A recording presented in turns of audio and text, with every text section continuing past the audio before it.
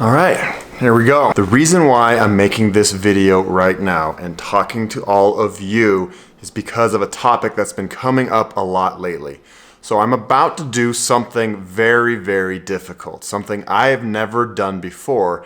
And when I tell my friends what I'm about to do, they all ask me one question, and that question is, why? Why would you ever do that? So first of all, what am I going to do? I'm going to run a 100-mile race this weekend, something I have never done in my life before. And I'm excited, I'm scared, I'm pretty much every emotion you could ever imagine. This is something that years ago I could never have even fathomed myself doing, and now I'm like, you know what?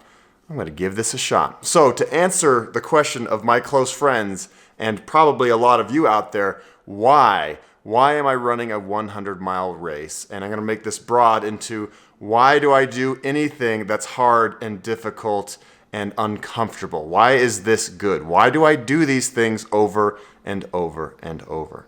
Well, first of all, it makes me feel alive. It makes me feel alive when I go to that very, very edge of my comfort zone and peek to the other side just to see what's over there. Like, whoa!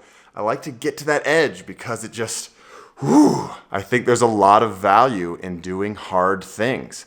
And for me, starting way back on my first bike ride from Honduras to Boulder, yeah, it was really scary. It was 4,000 miles between Honduras and Colorado and a whole lot of, I don't know what's gonna happen. We don't know what that is, but we're gonna pull on it. Ooh, I'm trying to fish around. There's a lot of room in there. I knew it was gonna be hard and scary, but that experience was one of the most valuable experiences of my life. I love you, Colorado! This may sound a little bit crazy, but there are many times in my life where I have voluntarily chosen the hard way. I've voluntarily chosen the way that is going to put me in a very uncomfortable situation. The pain cave, I call it. Because sometimes in life, you don't get to choose that. It just happens. Shit happens in life. And I think now that I've been through these really, really hard experiences, it gets me ready for when life gets hard. And I'm a lot more cool and calm when I get into these situations. I'm like, okay, I've been here before. Let's not panic, Ryan. We're gonna get through this. And that's really what it takes to get through these hard times. It's all mental. Your body can do amazing things as long as your mind stays in the game. When I was in Venezuela, in the jungle, starving, suffering, not sleeping, being eaten by bugs, it was horrible. That experience humbled me to the core. Starving in the jungle for 30 days was something that rocked me. It completely rocked me, and I ate my humble pie. I'm not a failure, I don't quit. And today's the first day where I actually considered pushing that button. Up until that point in my life, I had accomplished a lot of pretty big athletic endeavors. And the jungle was the first time I was like, oh, hell no, this is crazy. It brought me down to earth. It made me realize that I am not invincible and that I needed the help of my other teammates to get through this. Usually I'm the Superman guy, but in that moment I absolutely was not, and I needed the help of other people. I can hear Michael's faint voice telling me to sit down, but it sounds like he's talking out of a tunnel and he's muffled. And finally I come to. Feeling better? How's his pulse feeling? Check his... There were many moments in Venezuela where I wanted to quit. My body was falling apart. But what kept me in the game was this right here, my mind. I would just have to step away from the suffering and be like, okay, Ryan, I'm here with my team and we need to do this together. And just thinking of other people really helped me get out of that situation and really helped build my spirits. Hey Nick, don't go yet, man. It's not safe. Let me get the rope, man. These are the kind of moments that I'm here for. We're here as a team. We're here together. And it's one of the most magical moments I've had on the journey so far. Woo!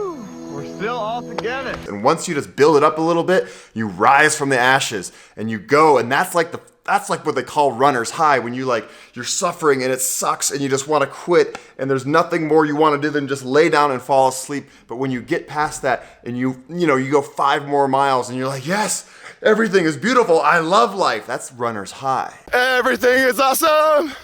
when you're running in the desert with a bunch of weirdos. And you have to have those really, really hard moments to have the really, really good moments. And this goes for anything in life. I've had severe, severe heartbreak after breakups that just, leave me bedridden forever, and I don't want to get up or do anything.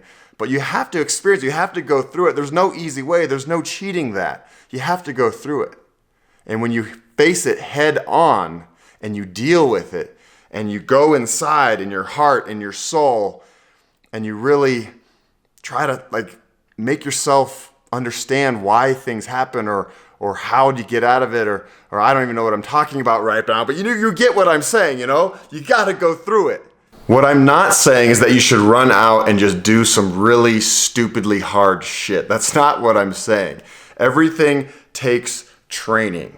You might have to train your mind or your body. You can't just jump into a 100-mile race and expect to do okay. You can't jump into a marathon. Maybe you out there, you're thinking, I just want to ride my bike to work for 5 days this week. And that's a huge thing for you. You got to start with baby steps. You got to start and get yourself used to it. And then once you get going, then you're like, okay, I can go a little bit further and a little bit further and a little bit further. And that's what I've done all my life. I've been a runner since I was 5 years old. This 100-mile race this weekend is the culmination of a lifetime of running and many, many months of training. I did my first 50-miler back in March. And when that happened, that was the biggest thing I'd ever done. And I was scared, just as scared as I am right now. I didn't know if I was going to finish or if I was going to get the gnarliest blisters I've ever had in my life. I didn't know it was going to happen, but I did it. I remember doing this morning thinking, this is going to suck.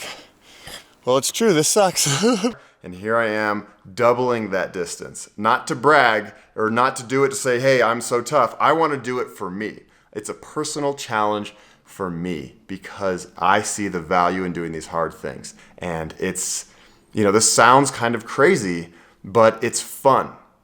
It makes me happy. It makes me happy to get to that edge. It puts a smile on my face. And when I'm done with something really hard, there's no better feeling in the world of accomplishment. It's one of the best feelings of accomplishment I've ever had in my life. Thank you, Caballo Blanco. I'm sure you guys all know this feeling. We've all accomplished something in our lives many, many times over. And it's the best feeling in the world when you have really, really worked hard and you've gotten to that mountaintop and you're like, yes, I did it. And I feel so good. And sometimes you do it alone and sometimes you do it with groups of people.